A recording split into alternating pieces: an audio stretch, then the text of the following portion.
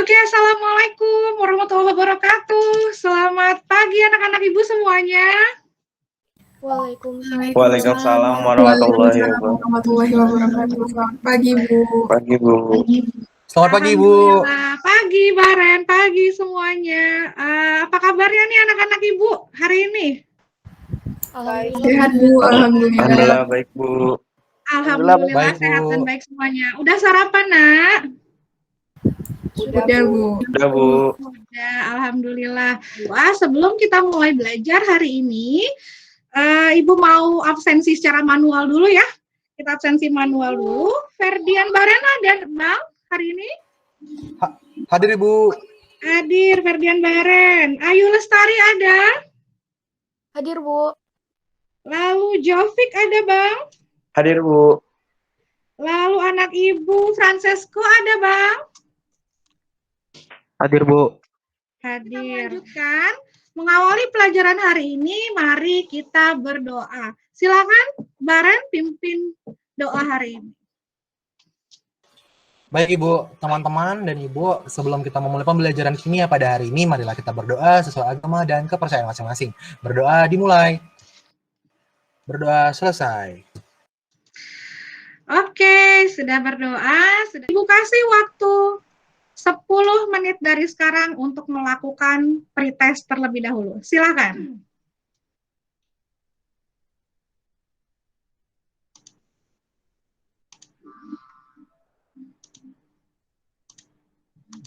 Nah, kita masih melanjutkan pelajaran kita dari minggu lalu, masih tentang elektrolit dan non-elektrolit, ya. Nah, untuk kompetensi dasar pada hari ini adalah, ini dia kompetensi dasarnya, 3.8, kalian bisa menganalisis sifat larutan berdasarkan daya hantar listriknya, lalu juga membedakan daya hantar listrik berbagai larutan melalui perancangan dan pelaksanaan percobaan. Nah, tujuan pembelajaran kita adalah, pada hari ini tujuan pembelajarannya adalah melalui model pembelajaran berbasis project-based learning dengan menggali informasi, project-based learning ya, dengan menggali informasi dari berbagai sumber, penyelidikan, mengolah informasi, peserta didik dapat membuat alat uji elektrolit dengan memanfaatkan kabel, lampu, dan baterai bekas yang ada di rumah masing-masing. Untuk mengawali pelajaran ini, kita lihat gambar berikut ini. Nah, kira-kira nih anak-anak ibu siapa yang tahu apa persamaan dari oralit dan Pocari Sweat nih kira-kira? Coba satu orang tunjuk tangan, siapa yang bisa menjawab? Sandy mau mencoba, Bu. Silakan, Kakak. Kedua minuman tersebut bisa dapat mengganti cairan di dalam tubuh kita, Bu. Dapat mengganti cairan di dalam tubuh kita. Semuanya setuju dengan pernyataan dari Sandy? Setuju ya?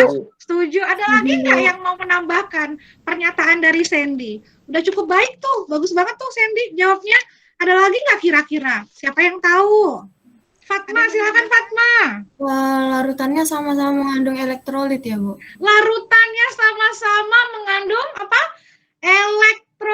Jadi persamaannya, larutannya dapat mengganti cairan tubuh, larutannya mengandung ion-ion, ada Na+, K+, Ca2+, dan Mg2+. Dan yang terpenting adalah oralit dan Pocari Sweat itu tadi adalah larutan-larutan yang mengandung elektrolit di dalamnya. Tangannya dulu gitu. Oh, apa yang akan terjadi jika tangan yang dalam keadaan basah itu mengenai saklar kira-kira? Seperti itu. Ada yang mau menanggapi? Silakan, anak ibu. Ayo. Lulu nanti kesetrum. Lulu nanti kesetrum. Bisa ya Kak ya, lulu nanti kesetrum. Pada kenyataannya, air yang ada di sekitar kita itu kadang-kala masih mengandung mineral-mineral atau zat pengotor yang akan menghasilkan ion-ion, sehingga ion-ion inilah yang akan mengantarkan listrik. Jadi nanti akibatnya apa? Akibatnya nanti sama seperti yang Meisha bilang tadi, akibatnya adalah nanti jadinya kesetrum, ya kan? Seperti itu. Bisa dipahami anak-anak Ibu IPA 3? Bisa, Bu. Bisa, Bu. Nah, kita masuk ke mendesain perencanaan proyek. Jadi kita sudah ada kelompok ya. Kelompok pertama Untuk tugas proyek itu ada Dinda, ada Ayu, ada Jovik, ada Puhan Taharani. Kelompok kedua ada Khairul Ilham, Leoni, Felix, Karel tersebut untuk melaksanakan proyek tersebut. Untuk kelompok 1, kelompok 2, kelompok 3 betul dari tanggal 7 sampai 9 ya kalian mengerjakannya. Kurun waktu 1 minggu. Apakah ada kendala kemarin, Nak? Atau ada lebih waktu? Kelebihan waktu atau kekurangan waktu kalian mengerjakannya 1 minggu itu? Alhamdulillah pas. Alhamdulillah pas ya, Nak ya. Oke, kalau begitu, Ibu kami akan melakukan percobaan uji larutan elektrolit dan non-elektrolit mata pelajaran. Selamat menyaksikan. Alat-alat yang dibutuhkan yang pertama ada kabel dan pencuci buaya, kemudian bentar baterai, elektroda karbon, tatakan lampu, dan gelas kaca. Skip dulu bentar. Ibu mau tanya dulu nih, pada saat kalian memulai praktikum itu, bagaimana kalian melengkapi peralatannya? Apakah ada kendala?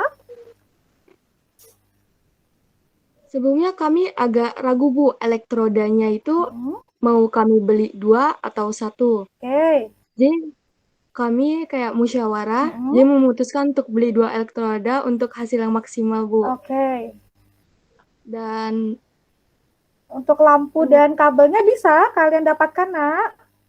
bisa, Bu, di toko bangunan ada jualnya. Oke. Itu kalau untuk bahan alat-alat itu Jovik yang beli, Bu.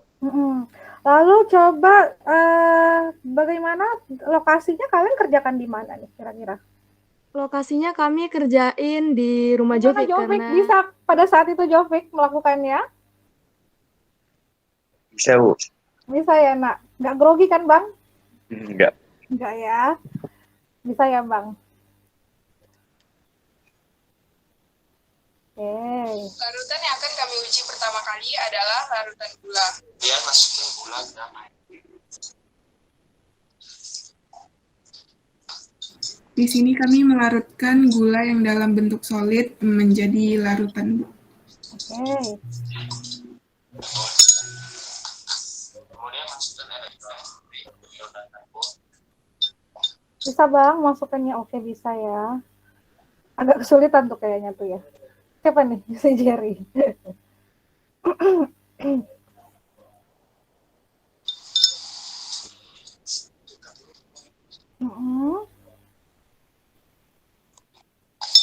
Setelah kami celupkan elektroda karbon ke dalam larutan gula, kami menyimpulkan bahwa tidak hanya gelembung dan lampu tidak menyala, maka larutan gula termasuk non-elektrolit.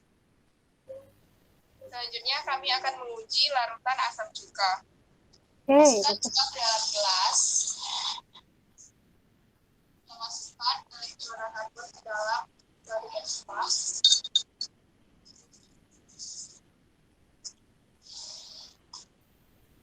Bisa kita lihat, di sini terdapat sedikit gelembung dan dapat kita simpulkan larutan cuka adalah elektrolit. Terakhir, kami akan menguji larutan garam. Pertama-tama kita masukkan garam ke dalam air murni. Kita mau lihat nih lampunya. Bisa yuk. Elektroda karbon Oh, itu dia. pada larutan garam. Oke, masukkan. Kelihatan nggak nak gelembungnya kemarin itu? kelihatan, Bu. Tapi karena Memang banyak, Kak, gelembungnya, Kak. Dapat dilihat banyak gelembung. Banyak gelembungnya? Oke. Di sekitar elektroda karbon. Bagus sekali ya. Wah. Oke, kalau begitu. Bahwa larutan garam merupakan elektrolit kuat. Oke, sudah. Kalau gitu kelompok 1 cukup. Boleh di stop sharingnya. Kelompok 1 dan kelompok yang lainnya, kita tepuk tangan dulu deh untuk kelompok 1 ya. Sudah berhasil. Bagus sekali, praktikumnya lancar dan bahan-bahannya juga bisa kalian dapatkan dengan mudah. Masuk kepada hasil dari pengujian kami, di mana nyala lampu dari larutan garam itu terang, lalu gelembung yang dihasilkan oleh gelembung yang dihasilkan ada banyak, dan terbukti bahwa larutan garam adalah larutan senyawa ion. Masuk kepada larutan yang kedua, yaitu larutan gula. Ternyata nyala lampunya tidak menyala. Lalu gelembung udaranya tidak ada, yang berarti itu adalah larutan non-elektrolit yang yaitu salah satu dari, dapat kita ketahui bahwa larutan gula adalah salah satu dari senyawa kovalen. Masuk ke yang ketiga, di mana larutan cuka yang ternyata nyala lampunya redup, gelembungnya ada tetapi sedikit Bu. Nah, ini salah satu contoh ya, gambar yang Ibu ambil dari video yang udah kalian kumpulkan, ya kan? Nah, ini kelihatan lampunya nyalanya terang, ya. Berarti ini si NaCl ya, ada senyawa NaCl di dalam sini dari garam dapur itu tadi. Nah, ini kita kalau seandainya menggunakan kita lakukan praktikum di sekolah, di lab kimia kita menggunakan gelas kimia seperti ini. Oke. Menurut saya, larutan elektrolit dapat mengantarkan arus listrik karena pada larutan tersebut terdapat ion-ion yang bergerak bebas, Bu. Karena terdapat ion-ion yang bergerak bebas. Ada lagi, Nak? Kira-kira? Sudah cukup baik ya jawaban dari Dinda. Ada yang mau menambahkan? Nah, ini dia. Kalau tidak ada yang mau menambahkan, Ibu lanjutkan. Nah, ini adalah contoh bagaimana rangkaian uji daya hantar listrik secara makroskopisnya. Ini elektroda tadi. Ya, ini ada ion Na+ dan Cl- dan ada katoda dan juga anoda. Nah, jadi saat sumber listrik dinyalakan, anion itu adalah yang negatif. Cl ini nanti akan bergerak. Dia akan bergerak ke elektroda positif. Nah, pada saat negatif, sehingga akan menimbulkan arus listrik melalui aliran elektron seperti itu. Jadi anion ini yang bermuatan negatif, dia akan bergerak melalui elektroda positif ini, yang warna biru ini, terus elektronnya bergerak sampailah dia akan ditangkap nantinya oleh kation yang bermuatan positif, yaitu H+ di sini, sehingga nantinya akan menimbulkan arus listrik seperti itu. Bisa dipahami bagaimana pergerakan elektronnya yang kalian lakukan proyek tadi? Ini dia secara garis besarnya. Pergerakan. Berilah tanda centang pada kolom benar salah terkait dengan gambar komposisi Pocari Sweat di atas media. Komposisi Pocari Sweat. Silakan. Siapa yang mau jawab nomor 1, benar atau salah? NaCl mempunyai derajat ionisasi alfanya sama dengan 1. Betul, Bu. Betul, berarti kita buat checklist di sini ya, di kolom betul. Nah, yang kedua, pernyataan yang kedua, NaCl merupakan kandungan utama dalam minuman isotonik, benar atau salah? Betul, Bu. Betul ya? Lihatnya dari mana? Kakak lihat dari mana kira-kira? Dari komposisinya, Bu. Dari komposisinya. Komposisinya ada apa, Kak? Di situ ada NaCl, ada NaCl. Ada Na+ dan iya. Iya, ada Na+ dan Cl- ya. Iya, Bu, kandungannya paling besar, Bu. Soalnya dia paling atas. Oke. Jadi lagi ya, harusnya bagaimana tuh kadar kalium? Lebih besar atau lebih kecil? Kita lihat K+-nya ya. Lebih kecil, Bu. Ya. Lebih kecil, Bu. Soalnya Lebih banyak konsentrasinya sudah tertera, Bu. Oke, kita sudah berhasil langsung laksanakan post test. Francesco sudah berhasil, Bang? Sudah ya? Oke, Ibu kasih waktu 10 menit dari sekarang, silakan kerjakan post testnya. Kita masuk tahap terakhir, coba siapa anak-anak Ibu di sini yang bisa memberikan kesimpulan pelajaran kita hari ini. Silakan, Nak. Ayo, siapa yang bisa? Ayo mau coba, Bu. Ayo, silakan, ayo, kesimpulan hari ini. Kesimpulannya, suatu zat dapat mengantarkan listrik karena memiliki ion-ion yang bergerak bebas di dalam larutan tersebut. Nah, semakin besar ion-ion atau semakin banyak ion-ion yang dihasilkan, maka semakin baik pula larutan tersebut mengantarkan listrik, Bu, seperti garam.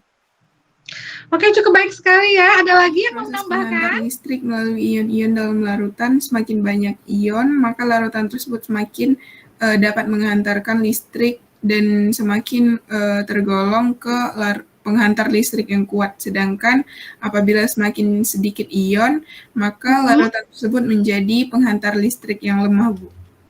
Oke, bagus sekali Ayu sama Dinda ya. Tepuk tangannya dong Ayu dan Dinda. Nah, udah bagus sekali menyimpulkan pembelajaran kita pada hari ini ya.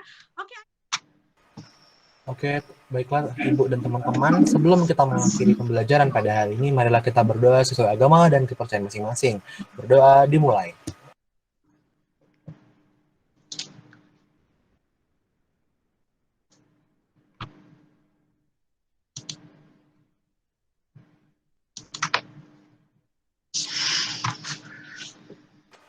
Berdoa selesai. Oke, Terima kasih anak-anak Ibu, Ibu. terima kasih teman-teman. Iya. Oke, anak-anak Ibu, karena sudah habis ya waktu kita nih sepertinya. Sudah ya? Oke, kalau gitu Iya, Ibu Bu. cukupkan sampai di sini. Jangan lupa untuk belajar, untuk persiapan dari pelajaran selanjutnya, pelajaran minggu depan ya, dilanjutkan lagi, kita lanjutkan ke reaksi oksidasi dan reduksi. So, tolong kalian pelajari tentang bilangan oksidasi. Bisa dipahami, Nak? Oke? Bisa, Bu. Untuk persiapan pertemuan selanjutnya.